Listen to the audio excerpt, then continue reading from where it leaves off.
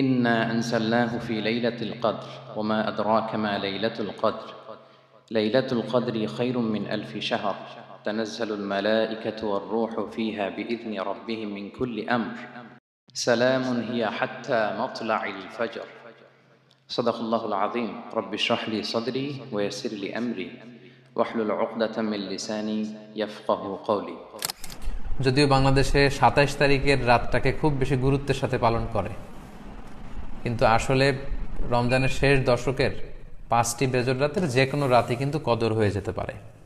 তাই বুদ্ধিমান মুমিনের কাজ হচ্ছে ৫টি বেজর রাতের প্রতিটি রাতেই সমানভাবে সমান গুরুত্বের সাথে ইবাদত করে যাওয়া, তাহলে কিন্তু কদর আর মিস হবে না। আল্লাহ রাসূল সাল্লাল্লাহু আলাইহি সাল্লাম বলেছেন, মান হুরিমা খাইরাহা ফাকাদ হুরিম। যে ব্যক্তি এই কদরের বরকত মাহাত্ম্য থেকে বঞ্চিত হলো, সে আসলেই বঞ্চিত হলো। কারণ পুরো রমাদানের মূল আকর্ষণ হচ্ছে এই কদরকে ঘিরেই সব কিছু। সো এই কদরের বরকত থেকে যারা বঞ্চিত হলো ফাকাদ হুরিম, তারা আসলেই বঞ্চিত। হি ইজ দ্য লুজার, সে আসলেই বঞ্চিত। আমরা বঞ্চিত হতে চাই না, আমরা গেইনার হতে চাই, আমরা বারাকা রহমত হাসিল করে নিতে চাই। আল্লাহ রাসূল সাল্লাল্লাহু আলাইহি ওয়াসাল্লাম ইরশাদ করেছেন, ফালতামিসু ফিল আশরিল আওয়াখির মিনাল ভিতর। রমজানের শেষ 10 দিনের মানে শেষ দশকের বেজর রাতগুলোতে কদর তালাশ করো। তার মানে বাংলাদেশে আজকে থেকে শুরু হয়ে গিয়েছে।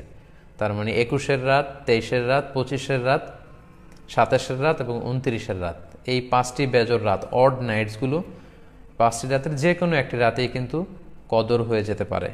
এবং কালামুল্লাহ মাজিদে আল্লাহ তাআলা সূরাতুল কদর নামে একটি সূরাই নাজিল করেছেন, যেখানে আল্লাহ বলছেন, লাইলাতুল কদরি খায়রুম মিন আলফি শাহর। কদরের রাত 1000 মাসের চেয়ে সেরা। 1000 মাসে হয় 83 বছর 4 মাস। তার মানে আজ রাতে যদি আমরা ইবাদতের মধ্য দিয়ে এই রাতটি কাটাতে পারি, তাহলে 83 বছর 4 মাস ইবাদত করলে যে পরিমাণে সওয়াব পাওয়া যাবে, আল্লাহ তাআলা ঠিক ওই পরিমাণে সওয়াব দিবেন, এটা আল্লাহ বলেননি। আল্লাহ বলেছেন খায়রুম মিন আলফি শাহর, তার চেয়েও বেশি পরিমাণ সওয়াব, ব্লেসিংস, মাহাত্ম্য আমরা অর্জন করতে পারবো। এবং সালামুন হিয়া হাত্তা মাতলাইল ফজর, ফজর পর্যন্ত, রাত থেকে মাগরিবের আজান থেকে শুরু করে ফজর পর্যন্ত পুরো সময়টাই কিন্তু কদরের বরকতময় রাত। এবং যখন কদরের রাত আসতো, আল্লাহ রাসূল সাল্লাল্লাহু আলাইহি ওয়াসাল্লাম ইবাদতে খুব বেশি নিমগ্ন হয়ে পড়তেন। সারা বছরের কখনো রাসূল সাল্লাল্লাহু আলাইহি ওয়াসাল্লাম সারা রাত জেগে ইবাদতের কোনো নজির পাওয়া যায় না, শুধু কদরের এই রাতগুলো ছাড়া বা রমজানের শেষ 10 দিনের এই সময়টুকুন ছাড়া। হাদিস শরীফে এসেছে, ইযা জা আল আশরা আহিয়াল লাইলা ওয়া আইকাযা আহলা ওয়া জাদ্দা ওয়া শাদ্দাল মিসার।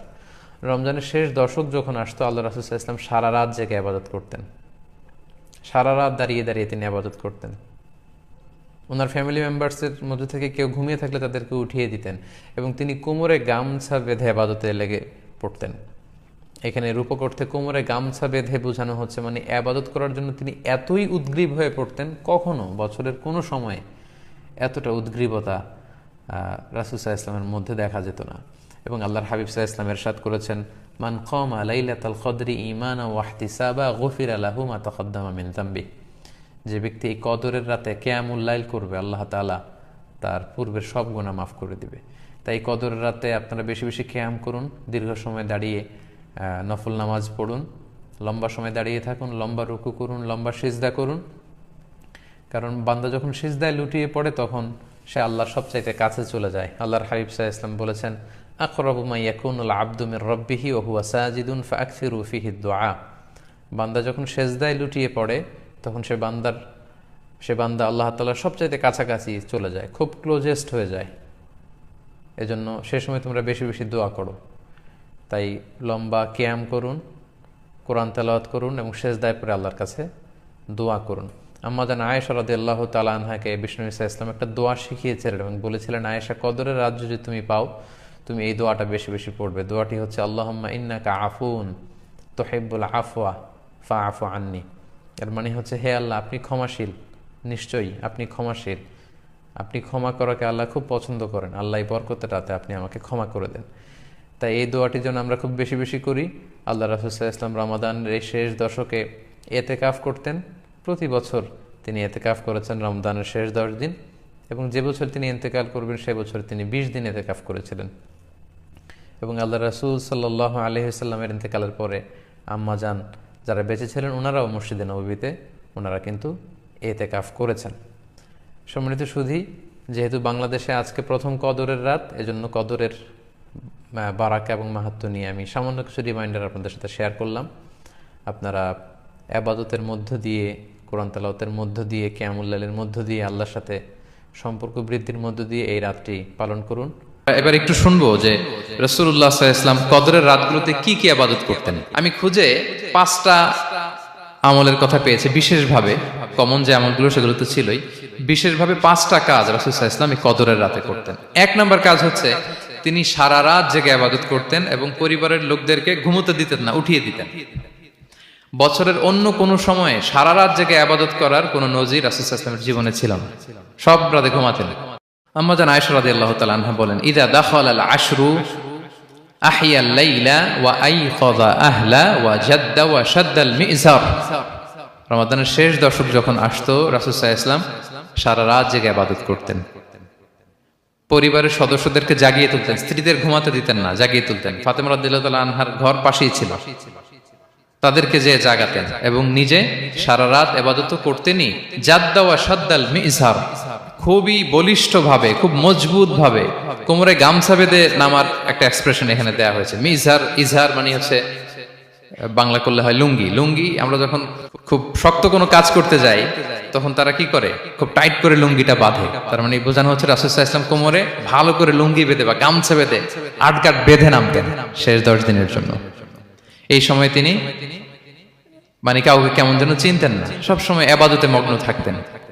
এটা আমরা করতে পারি যে শেষ 10 দিনে আমরা একটা স্পেশাল প্ল্যান করতে পারি যে আমরা আমাদের সর্বোচ্চটুকু উজাড় করে দিয়ে লাস্ট 10 ডেজ অফ রমাদানের এই বরকত আমরা হাসিল করব, এটা যেন আমাদের মিস না হয়। তাহলে এটা আমরা একটা পেলাম। 2 নাম্বার হচ্ছে ইতিকাফ করা। রাসূলুল্লাহ সাল্লাল্লাহু আলাইহি ওয়াসাল্লাম রমাদানের শেষ 10 দিন ইতিকাফ করতেন। আমাদের আয়েশা রাদিয়াল্লাহু তাআলা আনহা বলেন, কানা ইয়াতাকিফুল আশরাল আওয়াখির মিন রমাদান। রমাদানের শেষ দশকে তিনি ইতিকাফ করতেন। হাত্তা তাওয়াফাহুল্লাহ, ওনার ইন্তেকালের আগ পর্যন্ত এই অভ্যাসটাই তিনি জারি রেখেছেন। সুম্মা আতাকাফা আজওয়াজুহু মিন বাদে, তারপরে ওনার স্ত্রীরা ইতিকাফ করেছেন। আরেক বর্ণনায় এসেছে ইয়াতাকিফু কুল্লা রমাদান 10 আইয়াম, প্রতি রমাদানে তিনি 10 দিন ইতিকাফ করেছেন। কিন্তু যেই বছর তিনি ইন্তেকাল করবেন সে বছর তিনি 20 দিন ইতিকাফ করেছিলেন। প্রতি রমাদানে 10 দিন, আর যে বছর ইন্তেকাল করবেন সে বছর কয় দিন? 20 দিন তিনি ইতিকাফ করেছিলেন মসজিদে নববীতে। তাহলে আমরা এই রমাদানের শেষ দশকে এটা করতে পারি। 2 নম্বর পয়েন্ট হচ্ছে ইতিকাফ করা। তো আমরা যেন ইতিকাফ করার চেষ্টা করি।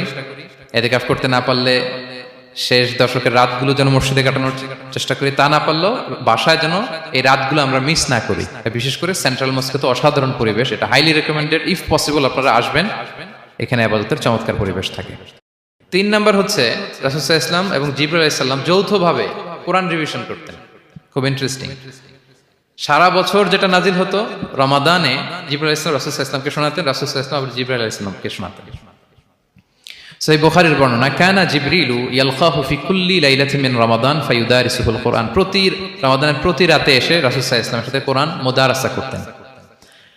সহিহ মুসলিমের বর্ণনায়, আন্না জিবরিল কানা ইউআরিদুহু বিল কোরআন কুল্লা আমিন মাররা। প্রতি বছর রমাদানে একবার শোনাতেন বা শুনিয়েছেন। যে বছর তিনি ইন্তেকাল করবেন তিনি 2 বার শুনিয়েছিলেন। আরাদা ইউআরিদু মানে এটা ফ্রম বোথ সাইড। আরবি শব্দটা এমন যে জিবরাইল আলাইহিস সালাম শোনাতেন, এরপর রাসূল সাল্লাল্লাহু আলাইহি ওয়াসাল্লাম জিবরাইল আলাইহিস সালামকে শোনাতেন। কোরআন রিভিশন করা। তো এই শেষ দশকের রাতগুলোতে আমরা যেন বেশি বেশি কোরআন পড়ি। কোরআন তেলাওয়াত, কোরআনিক রিসাইটেশন হতে পারে, কোরআনের অর্থ পড়া হতে পারে, তাদাব্বুরে কোরআন হতে পারে, কোরআনের হালাকায় জয়েন করা হতে পারে। ইন ইটস এনি ফর্ম আমরা যেন কোরআনের সাথে অ্যাটাচমেন্টটা বাড়াই লাস্ট 10 ডেজ অফ রমাদানে। 4 নাম্বার কিয়ামুল লাইল করা। রাসূল সাল্লাল্লাহু আলাইহি ওয়াসাল্লাম কিয়ামুল লাইল করতেন এবং কিয়ামুল লাইল শব্দটাকে রাসূল সাল্লাল্লাহু আলাইহি ওয়াসাল্লাম কদরের সাথে জুড়ে দিয়েছেন। সহিহ বুখারীর বর্ণনায় তিনি বলেছেন, মান কামা লাইলাতাল কদরি ঈমানা ওয়া ইহতিসাবা গুফিরা লাহু মা তাকাদ্দামা মিন যামবি। কদরের রাতে যে কিয়ামুল লাইল করে বিশ্বাস নিয়ে এবং নাজাতের প্রত্যাশা নিয়ে, তার পূর্বের সমস্ত গুনাহ আল্লাহ তাআলা ক্ষমা করে দিবেন। তাহলে কিয়ামুল লাইলটা রাসূল সাল্লাল্লাহু আলাইহি ওয়াসাল্লাম বিশেষভাবে কদরের রাতের সাথে সম্পৃক্ত করেছেন। আমরা যেন প্রতি রাতে কিয়ামুল লাইল করি, লম্বা সময় যেন দাঁড়িয়ে থাকি, লম্বা সময় কোরআনিক রিসাইটেশন করি দাঁড়িয়ে থেকে, লম্বা সময় রুকু, লম্বা সময় সিজদা, স্পেশালি সিজদা। আখরাবু মা ইয়াকুনুল আবদু মির রাব্বিহি ওয়া হুয়া সাজিদ ফাআকসিরু ফিহি দুআ। বান্দা যখন সেজদায় থাকে আল্লাহ সবচেয়ে কাছে থাকে, তো আমরা তো আল্লাহর সবচেয়ে কাছে যেতে চাই এই ক্রিম টাইমটাতে, কি বলেন? আমরা যেন লম্বা সময় সেজদাতে থাকি। কিন্তু আমাদের অনেকের যেটা হয়, নামাজে তাড়াহুড়ো, অনেকের সব ব্যস্ততা যখন নামাজে দাঁড়াই এরকম হয়ে যায়। রাসূল সাল্লাল্লাহু আলাইহি ওয়াসাল্লামের সালাত যদি আমরা খেয়াল করি, বিশেষ করে কিয়ামুল লাইলে এত যে সুন্দর ছিল, আম্মাজান আয়েশা রাদিয়াল্লাহু তাআলা আনহাকে জিজ্ঞেস করা হয়েছিল যে, হে আম্মাজান, রাসূল সাল্লাল্লাহু আলাইহি ওয়াসাল্লামের কিয়ামুল লাইল কেমন ছিল, কিভাবে কিয়ামুল লাইল করতেন?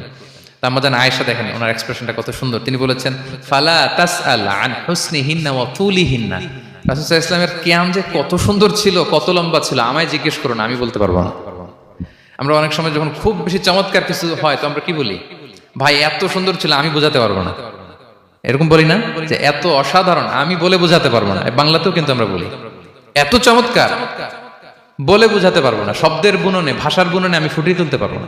তো আম্মাজান আয়েশা এটাই বলেছিলেন, ফালা তাসআল আন হুসনিহিন্না ওয়া তুলিহিন্না, রাসূল সাল্লাল্লাহু আলাইহি ওয়াসাল্লামের রাতের নামাজ কিয়ামুল লাইল যে কত সুন্দর ছিল, কত দীর্ঘ ছিল, লম্বা ছিল, আমায় জিজ্ঞেস করো না, আমি বলে বোঝাতে পারবো না। সুবহানাল্লাহি ওয়া বিহামদিহি। সো আমরা যেন লম্বা সময় কিয়ামুল লাইল করি।